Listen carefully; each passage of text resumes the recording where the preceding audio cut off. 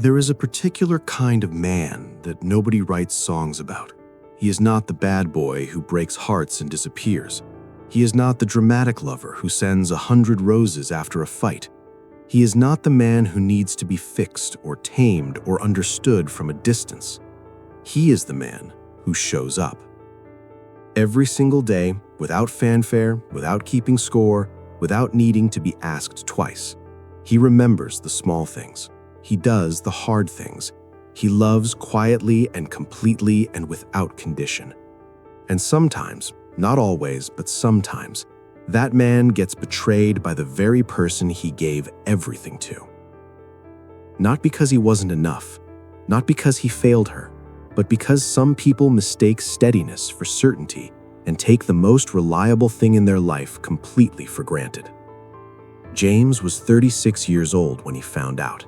He didn't find a text message. He didn't catch them together.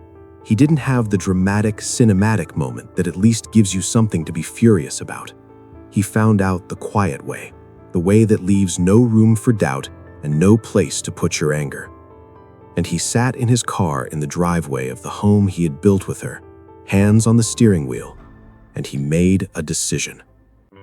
He was not going to let this be the thing that broke him. Welcome to Love Motivated.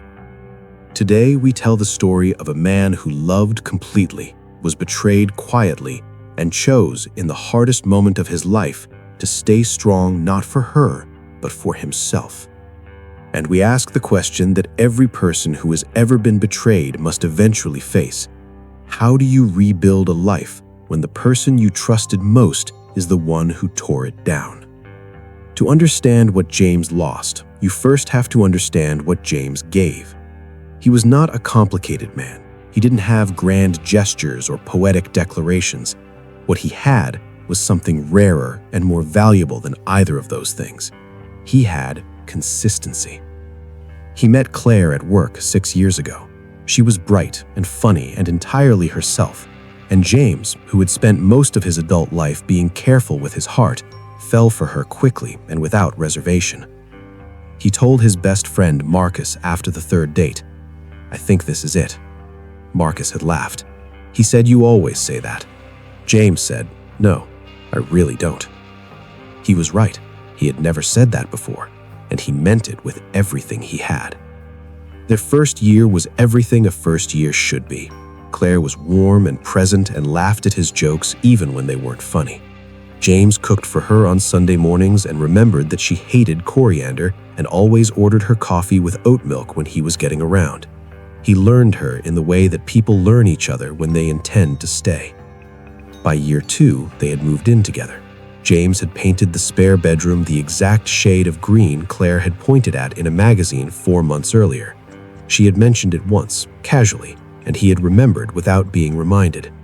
The day she walked into that room and saw the color on the walls, she had pressed her mouth to it and cried. He thought that was the moment he knew she was going to be his forever. He was building something. That was how James moved through life, deliberately, carefully, with a clear picture of where he was going and who he wanted beside him when he got there. He started saving for a ring 18 months in. He wasn't in a hurry. He just wanted to be ready when the moment was right. What he didn't know, what he had no way of knowing, was that somewhere in the 4th year, while he was still carefully, quietly building, Claire had started looking elsewhere. Not because James had changed, because she had. The signs, in hindsight, were there. They always are. Claire started working late more often. Not every night, just often enough that James noticed without quite registering what he was noticing. She was on her phone more, but she had always been on her phone. She was slightly more distracted at dinner, slightly less interested in the weekend plans he suggested, slightly more likely to go to bed early, and slightly less likely to reach for him when she did. James noticed each of these things individually. He did not connect them. This is the thing about loving someone with your whole heart. You find reasons. You give benefit of the doubt automatically that it doesn't feel like a choice. She's tired. Work has been stressful. Everyone goes through phases. We've been together a long time. It's natural for things to settle. He tried harder. That was his instinct. When something feels off, give more. He booked a weekend away without being asked. He came home one Tuesday with her favorite flowers. Not roses, she didn't like roses, she liked sunflowers, and cooked the meal she had mentioned wanting weeks ago. He put his phone down every evening and asked her about her day, and actually listened to the answer. Claire received all of it graciously. She thanked him, she kissed him, she said he was the best man she had ever known. She meant it. That was the part that would take James the longest to make peace with. She meant it, and she was still choosing someone else. There is a particular cruelty in being betrayed by someone who still loves you in their way. It would be easier if they were cold, if they had stopped caring, stopped trying, given you something to point to and say, there, that is where it ended. But Claire never stopped being warm to James. She never stopped being kind. She just quietly, privately began building something elsewhere. And James, steady, devoted, unsuspecting James, kept building on his end, not knowing the foundation had already shifted beneath him. He found out on a Wednesday. He had come home early from work with a headache and found her on the phone in the kitchen, her back to the door, speaking in a voice he had never heard her use before. Soft, quiet, lit from the inside. She heard him come in. She turned around, and in the half-second before she composed herself, he saw everything he needed to see written across her face. He didn't say anything that night. He waited. He turned it over in his mind for 3 days, 3 of the longest days of his life, checking and rechecking what he knew against what he hoped. And then he asked her, clearly and directly, the way he did everything. She didn't deny it. James drove for 2 hours after she told him. He didn't know where he was going. He just knew he couldn't sit in that house, their house, the one with the green spare bedroom and the Sunday morning rituals and the 6 years of carefully built life, and hold himself together at the same time. So he drove, through the city, out to its edge, along roads he didn't recognize, until the fuel gauge pulled him back. He sat in the driveway when he returned. The lights were on inside. He could see Claire's silhouette moving through the kitchen. Ordinary, domestic, devastating. And sitting there in the dark, James did something that surprised even himself. He didn't rage. He didn't plan what he was going to say, or rehearse the argument, or imagine all the ways he could make her feel the size of what she had done.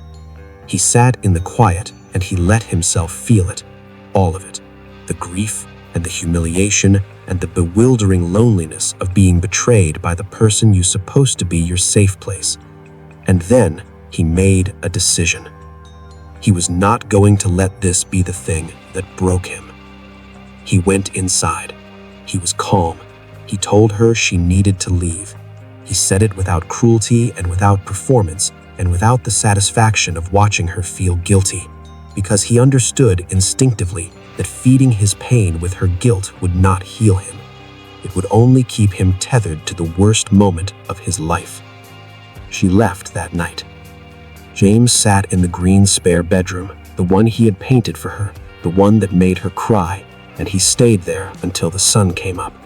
Not crying, not thinking, just sitting with himself in the ruins of what he had built, deciding who he was going to be next. Here is what nobody tells you about the aftermath of betrayal. The anger is the easy part. The anger gives you energy. It gives you direction. It makes you feel like you were doing something, even when what you were doing is just sitting with clenched fists in a room that still smells like someone else's perfume. The hard part comes after the anger. The hard part is the Tuesday afternoon when there is no one to text. The hard part is cooking for one when you spent 6 years cooking for 2. The hard part are all the small, ordinary moments that used to be shared and are now just yours, and discovering that ordinary moments are where all the real living happens. James threw himself into the only thing he knew, showing up. Not for her anymore, for himself. He went back to the gym he had let lapse. He called Marcus and told him everything, sitting across from him in a pub they hadn't been to together in years, and felt something loosen in his chest just from saying the words out loud. He took a week off work and drove to the coast alone, not because he had always wanted to do that, but because he had never done anything alone in 6 years, and he needed to know that he could. He could. The coast was gray and cold and completely indifferent to his heartbreak, and he loved it for exactly that reason. He walked for hours each day and ate fish and chips on a bench overlooking the water and let himself grieve without an audience. He cried twice. Both times he let it happen, and then he kept walking. He did not contact Claire. He did not check her social media. He did not ask mutual friends for updates. Not because he didn't still love her. He did, and that love would take a long time to become something quieter and less sharp. But because James understood that healing and holding on cannot happen at the same time, you have to choose one. He chose healing. 6 months later, his friend Diane asked him how he was doing, and James thought about it honestly before he answered, the way he did everything, and said, "I'm not the same as I was, but I think I might be better. I know myself in a way I didn't before. I know what I'm worth, and I know what I won't accept. And I know that being good to someone is never wasted, even when they don't deserve it. It says something about you, not about them." Diane looked at him for a long moment and said, "She lost something she will never find again." James nodded, and for the first time since that Wednesday, he believed it. James's story is not a story about a weak man. It is a story about the strongest thing a person can do in the aftermath of betrayal, which is to refuse to let it define you. Here is what James learned walking on that gray coast with the wind coming off the water and nowhere to be and no one to perform okayness for. Being betrayed says nothing about your worth. Claire's choices were about Claire, her restlessness, her lack of courage, her inability to be honest about what she needed before she went looking for it elsewhere. None of that was a verdict on James. He was not too much, he was not too little. He was exactly who he was, and the right person will not need to go looking elsewhere. Staying soft is the hardest and bravest thing. The easiest response to betrayal is to close, to armor up, to decide that love is a risk not worth taking and protect yourself from ever feeling this way again. James chose differently. He chose to remain open, not naive, not unguarded, but open, because he understood that a closed heart protects you from pain and from everything else too. Grief is not weakness. It is the price of having loved fully. James had loved Claire with his whole heart. The grief he felt was proportional to that love. It was not a sign that he had done something wrong. It was a sign that he had done something right. You cannot love halfway and grieve halfway. You get both or neither. And finally, the good you put into a relationship is never lost. James spent 6 years being a devoted, present, loving partner. That did not disappear when Claire did. It lived in him, in the man he had become, in the capacity he had built, in the knowledge of his own character that only comes from having truly shown up for someone. That goodness belonged to him. It still does. James is 38 now. He is not in a hurry. He has learned the difference between being alone and being lonely, and he has made peace with both. He shows up for his friends, for his work, for the quiet life he is rebuilding one ordinary Tuesday at a time. He still believes in love. Not blindly, not naively, but with the clear eyes of a man who has been through the worst of it and come out knowing exactly who he is on the other side. That is not a small thing. That is everything. If James's story resonated with you, if you have ever been the one who loved completely and gave everything and still lost, you are not alone. And your capacity to love that fully is not a flaw. It is your greatest strength. The heart's compass Our free guide to navigating love, emotional distance, and knowing your worth is linked in the comments below. It was written for exactly this moment. Subscribe to Love Motivated. Please share this story with those you love. They may need encouragement. Because love is the greatest motivation, but only when it is mutual, honest, and free.